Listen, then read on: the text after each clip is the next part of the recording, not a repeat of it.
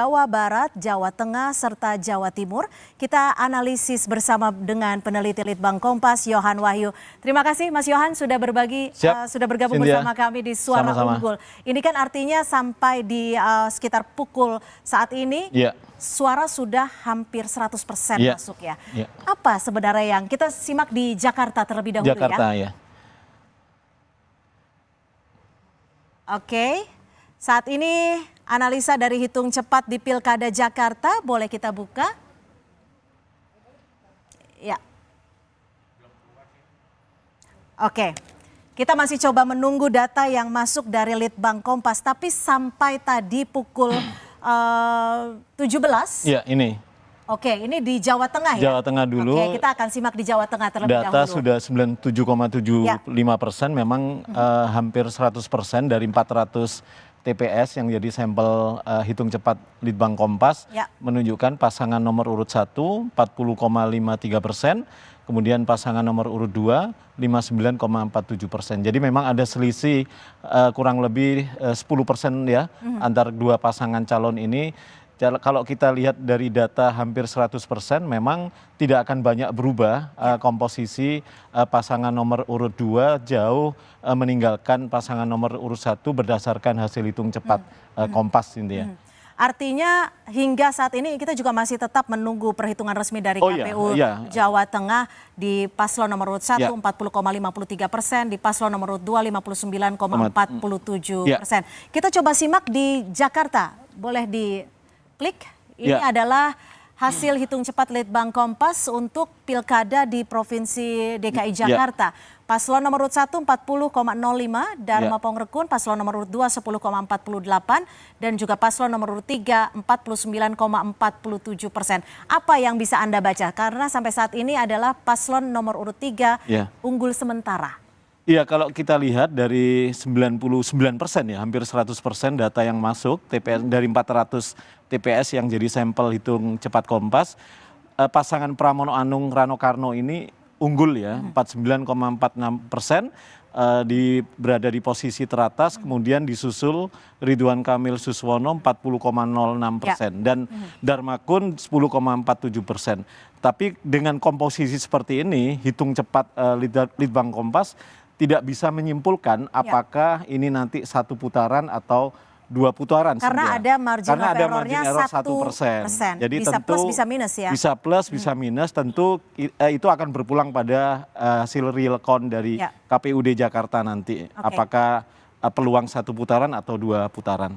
Kalau dari Pilkada DKI Jakarta ini, apa yang Anda lihat? Apa yang bisa membuat saat ini pasangan calon nomor urut 3 bisa dikatakan unggul cukup jauh, berbeda dengan paslon nomor urut 1 dan 2? Kalau kita bicara dari hasil survei Kompas ya, sebulan kurang lebih sebelum pemungutan suara, ada pertemuan pemilih dukungan antara dukungan pemilih Pak Anies dan Pak Ahok yang bertemu di pasangan nomor urut 3 ini, Cynthia. Apalagi endorse dari Pak Anies dan Pak Ahok di kampanye, di hari-hari terakhir kampanye itu semakin mengkristalkan sumber dukungan dari kedua sosok tersebut. Sementara Pak Ridwan Kamil dan Pak Suswono juga melakukan hal yang sama ya, dengan kemudian bertemu Pak Prabowo dan Pak Jokowi bahkan sebelumnya. Jadi kalau kita lihat, memang Jakarta ini memang pertemuan melting pot antara dua sosok pemilih itu, antara Pak Anies dan Pak Ahok gitu ya. Jadi porsi kalau di survei-survei kita, terutama survei jauh sebelum penetapan pasangan calon, bahkan jauh sebelum pendaftaran itu, yang diinginkan jadi calon gubernur itu Pak Anies dan Pak Ahok.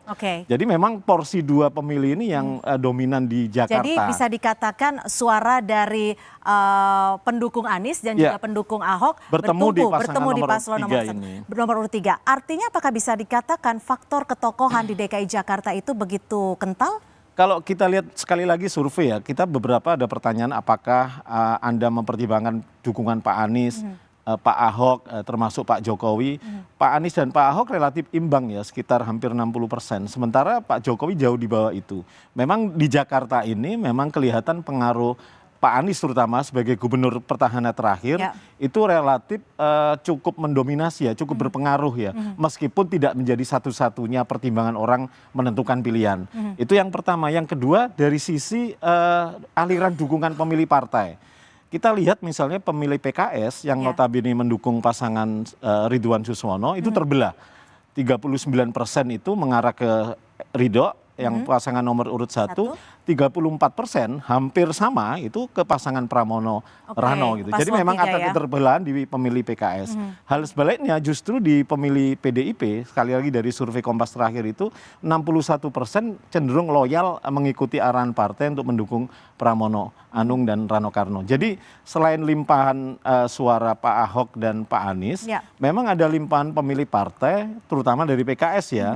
Pasangan itu tadi, nomor 3 ini berhasil mencuri perhatian pemilih PKS yang notabene memang beririsan dengan pemilih Pak Anies. Jadi memang faktor Pak Anies dan faktor Pak Ahok dalam konteks mempengaruhi pilihan pemilih di Jakarta ini memang terlihat gitu ya dibandingkan yang lain gitu ya. Oke, kalau dilihat dari program-programnya, apakah berpengaruh juga terhadap suara dari masyarakat DKI Jakarta? Ya kalau sekali lagi di survei karena hitung cepat tidak mengupas itu ya, di survei kita yang terakhir memang beberapa program meskipun tidak menjadi pertimbangan utama lebih ke sosok ya.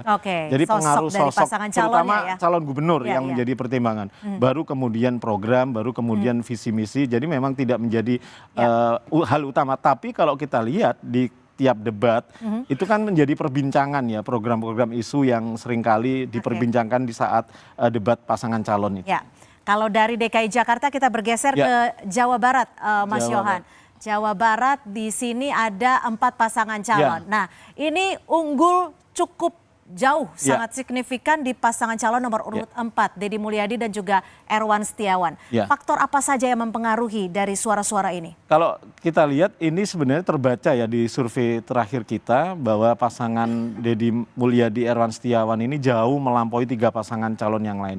Yang pertama, pasangan ini relatif muncul hadir relatif lebih siap gitu ya dibandingkan 3 pasangan calon yang lain itu di masa-masa terakhir pendaftaran gitu. Itu yang pertama. Yang kedua, popularitas Deddy Mulyadi dibandingkan ketiga calon gubernur yang lain ini jauh di atas mereka. Jadi setidaknya itu menjadi sosial kapital awal bagi pasangan Deddy Mulyadi dan Erwan Setiawan untuk kemudian menarik perhatian gitu. Nah yang menarik itu justru dari latar belakang pilihan partai, misalnya kalau di survei kita justru PKS sekali lagi terbelah gitu ya. Di Jawa Barat juga terbelah dari. Jadi padahal salah satu calonnya adalah Presiden PKS yang notabene orang pertama di partai itu. Jadi memang kelihatan faktor dominan yang mempengaruhi pilihan orang itu adalah popularitas Deddy Mulyadi yang relatif lebih jauh unggul ya dibandingkan sosok-sosok calon gubernur yang 3 pasangan yang lain. Oke, kita bergeser lagi ke Jawa Tengah, Mas Yohan. Coba kita, ini yang sangat, ini Jawa Tengah ada 2 pasangan calon. Kalau kita lihat sekali lagi di survei memang agak ketat ya. Tapi ini kan kelihatan memang ada selisih hampir 10% antara Pak Andika dan Pak Lutfi gitu ya. Jadi kelihatan dominan Pak Lutfi mengungguli Pak Andika dari hasil hitung cepat kita ini. Kalau kita ke Jawa Timur ini ada 3 pasangan calon ya. 3 pasangan calon di mana paslon nomor urut 2 petahana ya artinya ya. Paket petahana. Paket petahana. Jadi dua-duanya memang kemarin itu masih memimpin Jawa Timur dengan perolehan suara yang sangat besar. Apa faktor-faktor ini? Singkat saja. Saya pikir tidak jauh berbeda dengan Jawa Barat ya. Apalagi sebagai paket petahana dari segi popularitas, dari segi approval rating, semakin orang terekam tingkat kepuasan pada kinerja Khofifah Emil di atas 75%. Artinya ada korelasi yang cukup signifikan ketika pasangan ini maju kembali, asosiasinya memang mereka yang lebih diharapkan untuk memimpin Jatim lagi 5 tahun ke depan. Sementara 2 pasangan calon yang lain ini kan kehadirannya tingkat kehadirannya juga tidak terlalu lama, tidak sepanjang yang sudah dikampanyekan oleh ke pasangan petahana ini selama 5 tahun terakhir. Yang sangat menarik saat ini adalah pilkada di Jakarta. Kita masih akan membahasnya secara menyeluruh untuk pilkada DKI Jakarta. Untuk itu tetap bersama kami di Suara Unggul Kompas TV.